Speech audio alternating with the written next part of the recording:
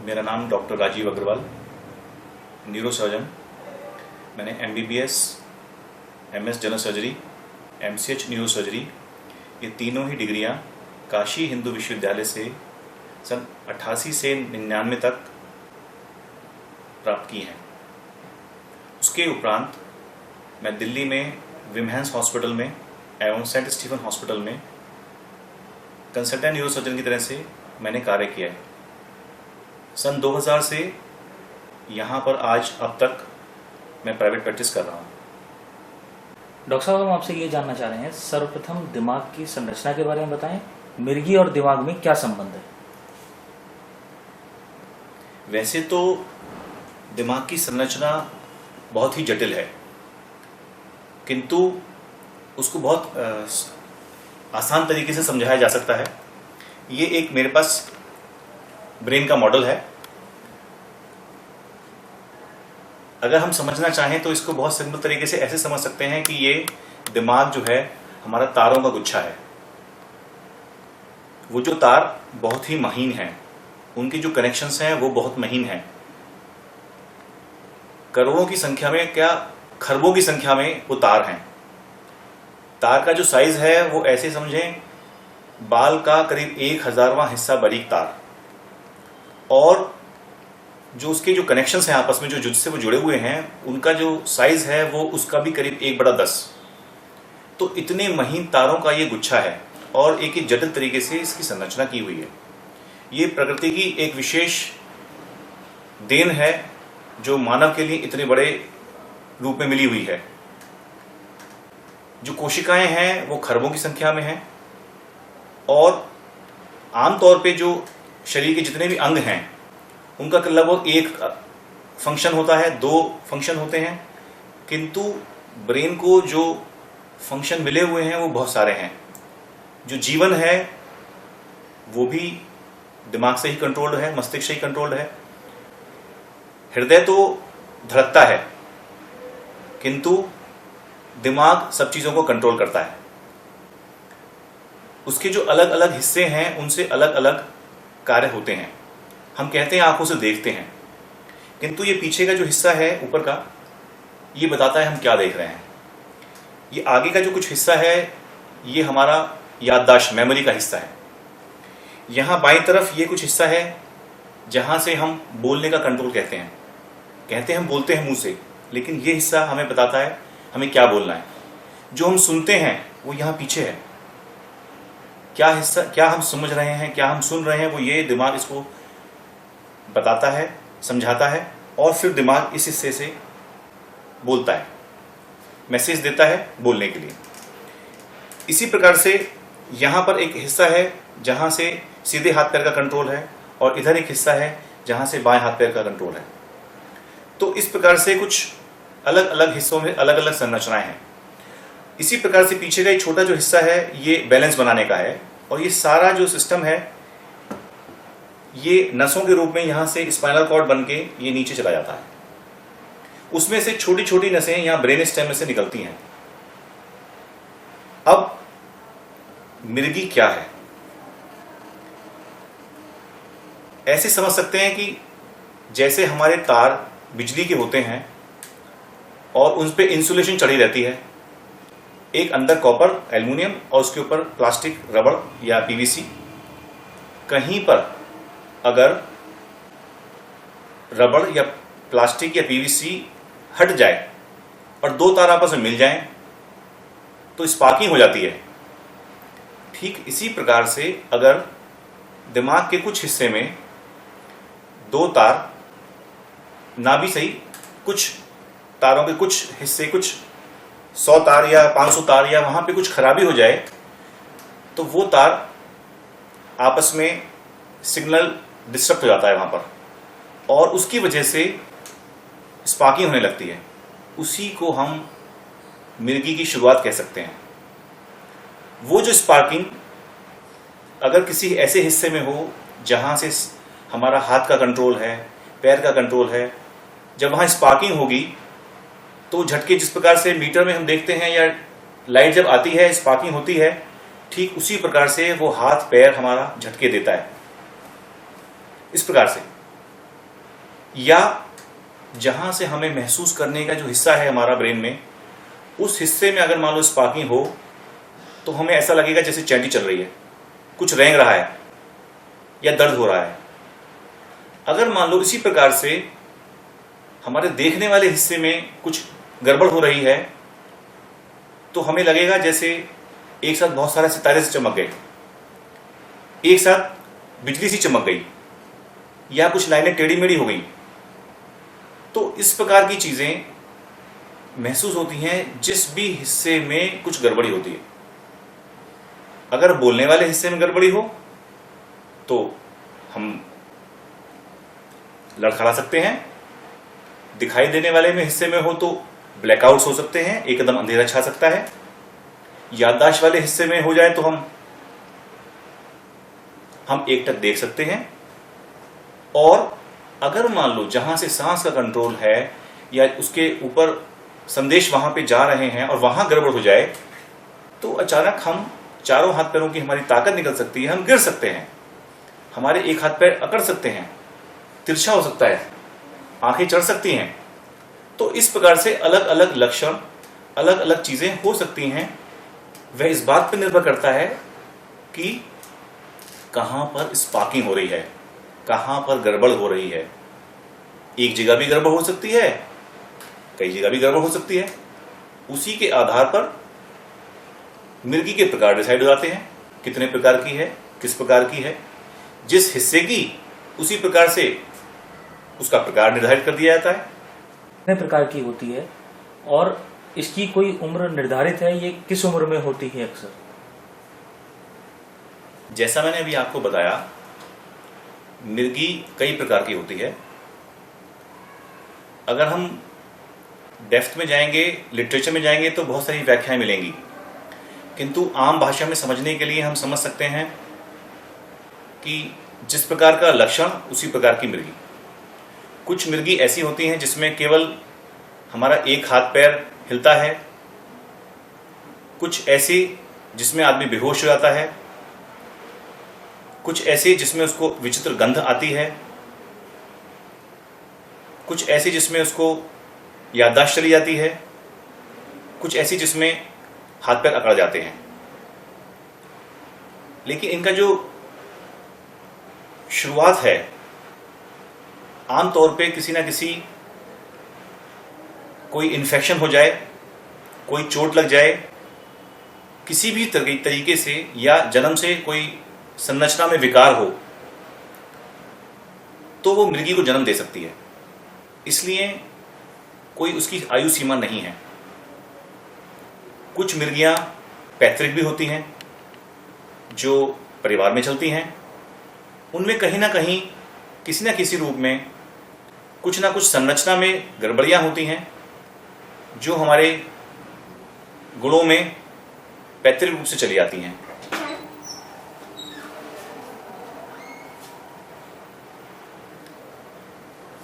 इसके अतिरिक्त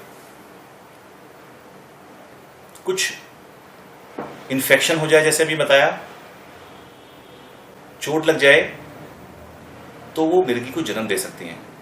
कहीं पर भी डिस्टरबेंस हो जाए हमारे तारों में और तार खराब हो जाएं तो वो मिर्गी को जन्म दे देते हैं। डॉक्टर साहब, मिर्गी को पहचानने का तरीका या मिर्गी की क्या जांचें हैं जिससे जान सकता है मरीज की हाँ इसे मिर्गी है?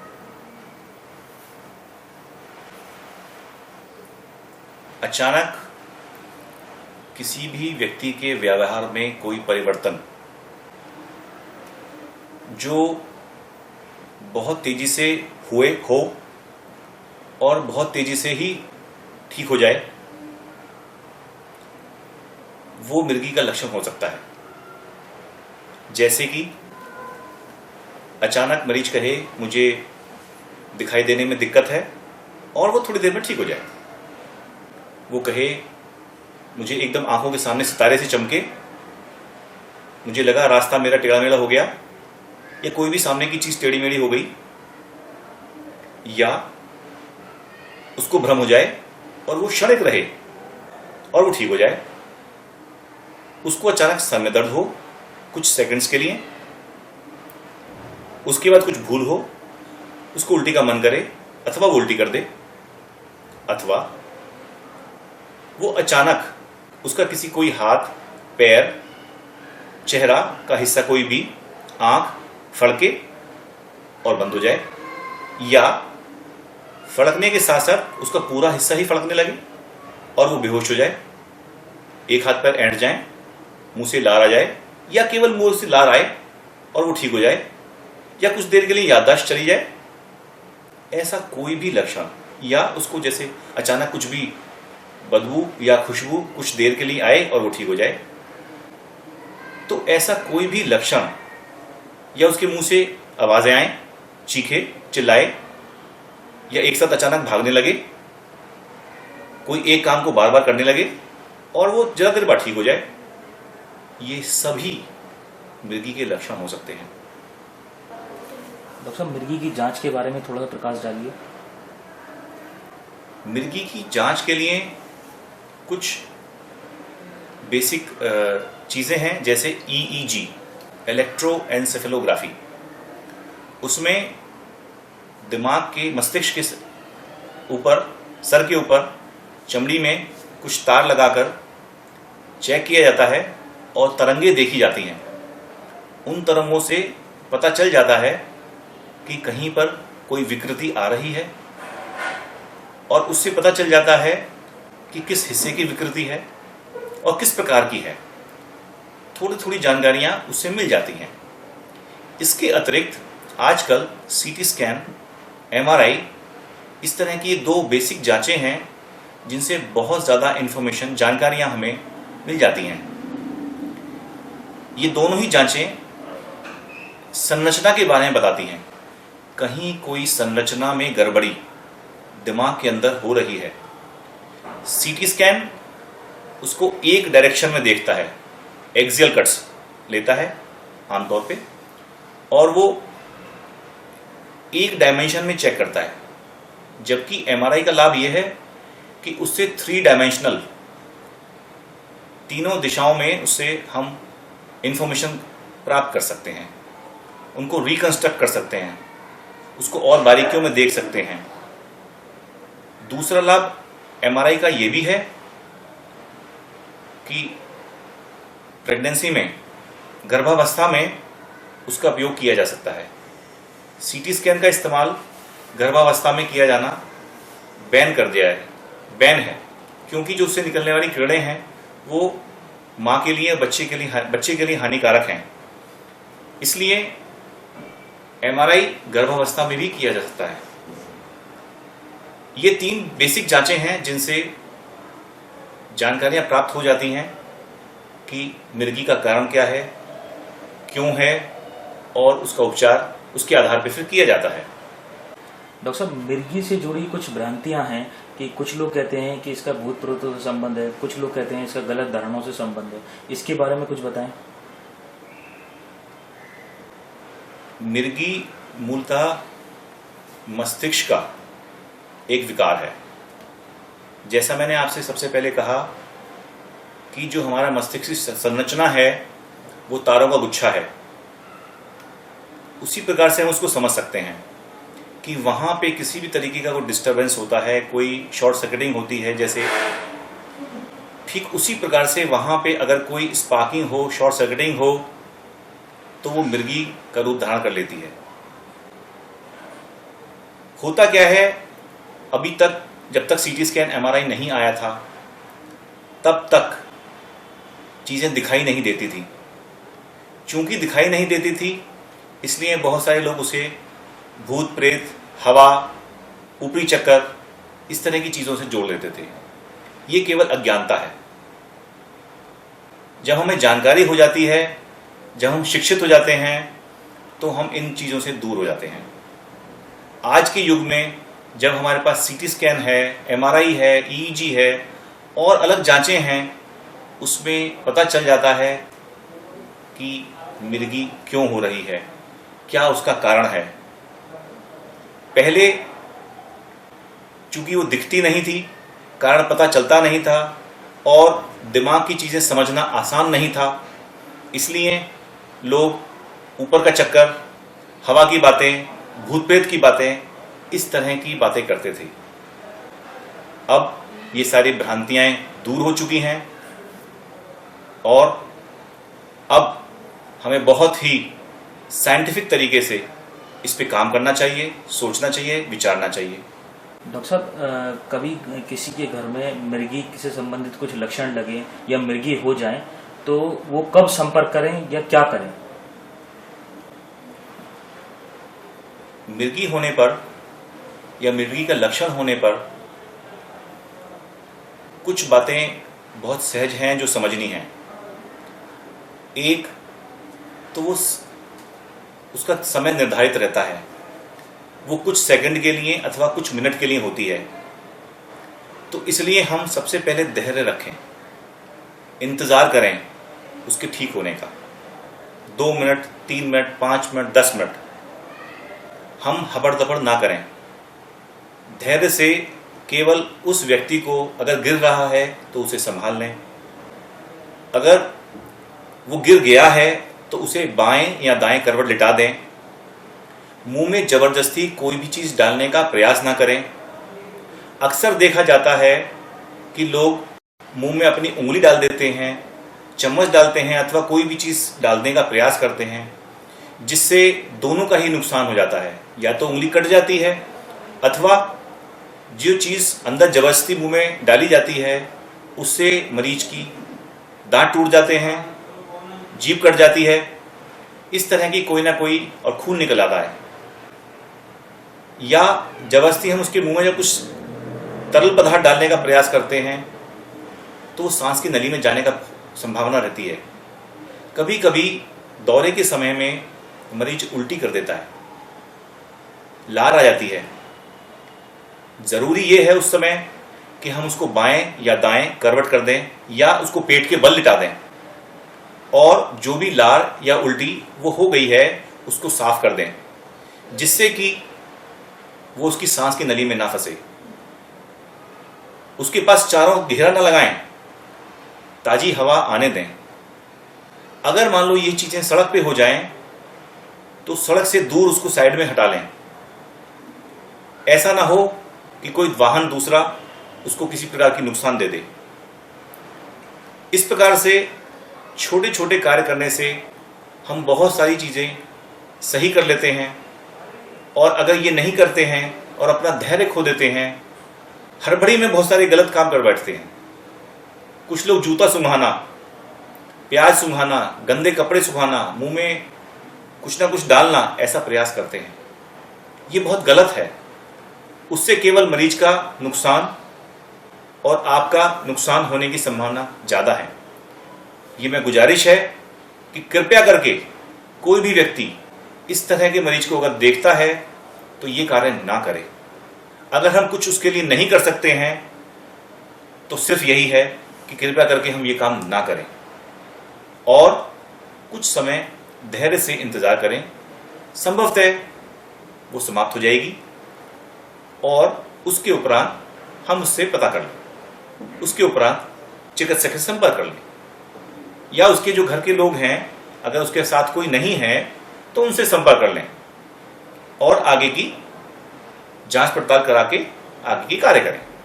तो परिवार में अगर किसी को मिर्गी है तो उसके परिवार के साथ या उस मरीज के साथ लोग कैसे जिएं, इसके बारे में कुछ बताएं। सबसे पहले ये समझना बहुत ज़रूरी है कि मिर्गी केवल एक लक्षण है, बीमारी नहीं है। जैसे बुखार, जैसे खांसी, ऐसे ही मिर्गी केवल एक लक्षण है। कहीं ना कहीं छोटी मोटी बड़ी कोई अंदर तकलीफ है दिमाग के अंदर जिसकी वजह से ये हो रही है। दूसरी बात, ये बहुत कॉमन है। 1.25 अरब की आबादी में भारतवर्ष में लगभग 1 करोड़ लोगों को मिर्गी का रोग है। दूसरी बात, कुछ लोगों का मानना है कि शादी करने से मिर्गी ठीक हो जाती है। ऐसा नहीं है, उसका अपना एक नियति है, वो उसी प्रकार से चलती है। दूसरी बात, कुछ लोग कहते हैं कि ये मानसिक रूप से विक्षिप्त हो जाते हैं। नहीं, केवल कुछ ही प्रतिशत ऐसे हैं जिनमें मानसिक समस्याएं होती हैं। तीसरी बात, कुछ लोग कहते हैं कि ऐसे लोग हिंसक हो जाते हैं। ऐसा भी नहीं है, बहुत ही सरल स्वभाव के लोग होते हैं। कुछ लोग इसको भगवान का श्राप मानते हैं, जबकि ये ऐसा भी नहीं है। कुछ लोग कहते हैं कि मंदबुद्धि होते हैं। केवल 5%, 10% लोग ही मंदबुद्धि होते हैं जिनमें अन्य विकार होते हैं।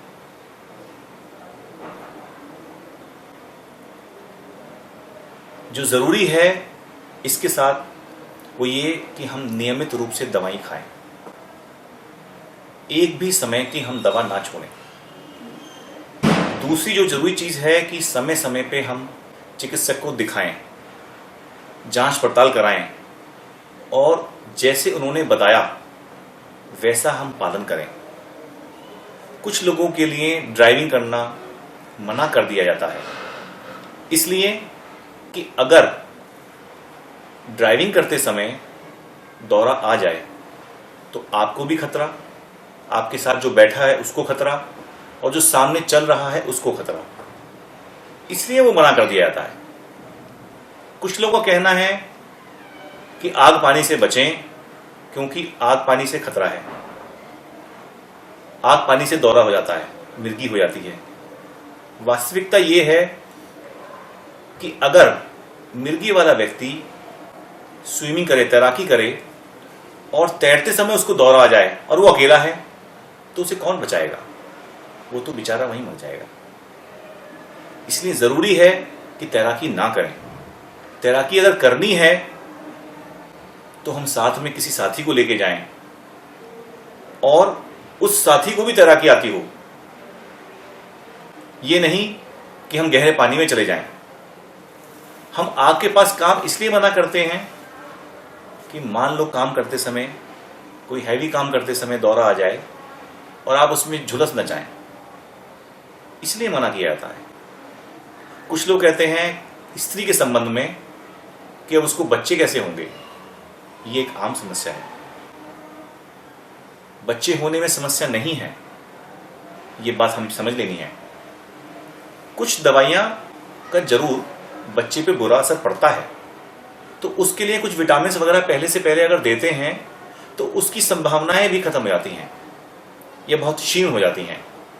और गर्भावस्था के 5वें महीने पर जांच पड़ताल कर ली जाती है। High and second level ultrasound करके मूल रूप से बहुत सारी चीज़ें देखी जाती हैं और देख ली जाती हैं और उसके अनुसार कार्य किया जाता है। 90%, 95% प्रेगनेंसियां जो होती हैं, गर्भावस्था जो होते हैं, वो अनइवेंटफुल, बिना किसी परेशानी के निकल जाते हैं। केवल समस्या अगर आती भी है तो मुश्किल से 5% में, वो भी बहुत बार इसलिए कि हमने दवा सही तरीके से नहीं खाई, हमने उसके जो परामर्श था वो नहीं लिया, इस तरीके से। इसलिए ये ज़रूरी है कि हम चिकित्सक की सलाह मानें, नियमित रूप से दवा खाएं और एक भी समय की दवा हम ना छोड़ें। अगर 4 दवाइयों की ज़रूरत है तो 4 दवा खाएं, एक की आवश्यकता है तो 1 खाएं। यह नहीं कि बताई 4 और खाई 1। अचानक छोड़ने से मिर्गी के दौरे ज़्यादा आते हैं। रात रात भर जागने से मिर्गी के दौरे बढ़ जाते हैं। जो हमारा मस्तिष्क है वो ज़्यादा उत्तेजक हो जाता है मिर्गी के दौरे आने के लिए, अगर हम रात रात भर जगें। इस प्रकार से कई बार समस्या आती है। जैसे हम शादी ब्याह में जाते हैं, कोई पार्टी करते हैं, देर रात तक जगते हैं, उसका बुरा असर पड़ जाता है। अचानक दौरा पड़ जाता है, दवा खाने के बावजूद दौरा पड़ जाता है। इसलिए ज़रूरी है कि हम रात रात भर या तो पढ़ाई ना करें या पार्टियां ना करें या इस तरह से कोई भी चीज़ों में, किसी उत्सव में भाग लें तो हम पहले विश्राम कर लें, सो लें। ये ज़रूरी है। और इन सब से ऊपर जो एक अंतिम बात है, लेकिन सबसे ज़रूरी बात है, जितने भी मादक पदार्थ हैं उनका सेवन ना करें। बीड़ी, सिगरेट, तंबाकू, दारू, ये सभी चीज़ें जानलेवा हैं और मिर्गी के रोग को बढ़ाते हैं, हमारे मस्तिष्क को, स्नायु तंत्र को कमज़ोर करते हैं। इन चीज़ों के सेवन करने से मिर्गी के दौरे ज़्यादा देखे गए हैं, इसलिए इनका सेवन पूर्णतया निषेध है। दवाइयाँ ज़रूरी नहीं है कि जीवन भर खानी पड़ें।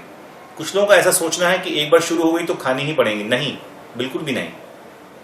बहुत सारे लोग ऐसे हैं, मैं कहता हूँ करीब 50%, 60% या 80% लोग ऐसे हैं जिनकी दवाइयाँ 2 साल, 5 साल चल के बंद हो जाती हैं, बशर्ते वो नियमित रूप से इलाज कराएं, दवा खाएं और धीरे धीरे दवा की मात्रा कम करके उसको रोकें, जैसा कि चिकित्सक ने परामर्श दिया है। डॉक्टर साहब, अंतिम में कुछ आपकी तरफ से क्या सुझाव हैं जो हम इस रोग की रोकथाम कर सकते हैं?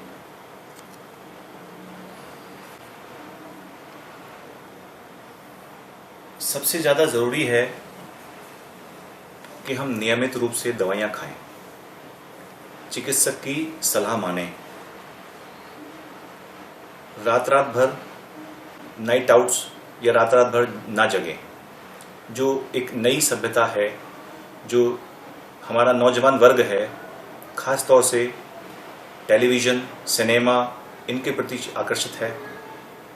रात भर बैठ के टेलीविज़न देखना, कंप्यूटर चलाना या पार्टियां करना, ये नुकसानदायक है। मादक पदार्थों के प्रति आकर्षित होना, उनका सेवन करना, ये भी बहुत नुकसानदायक है।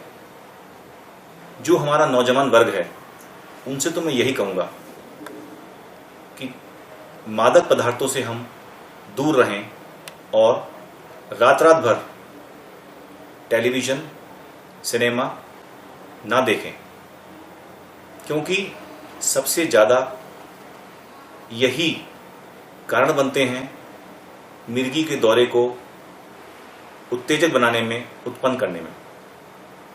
इसलिए इनका पूर्णतया निषेध हो।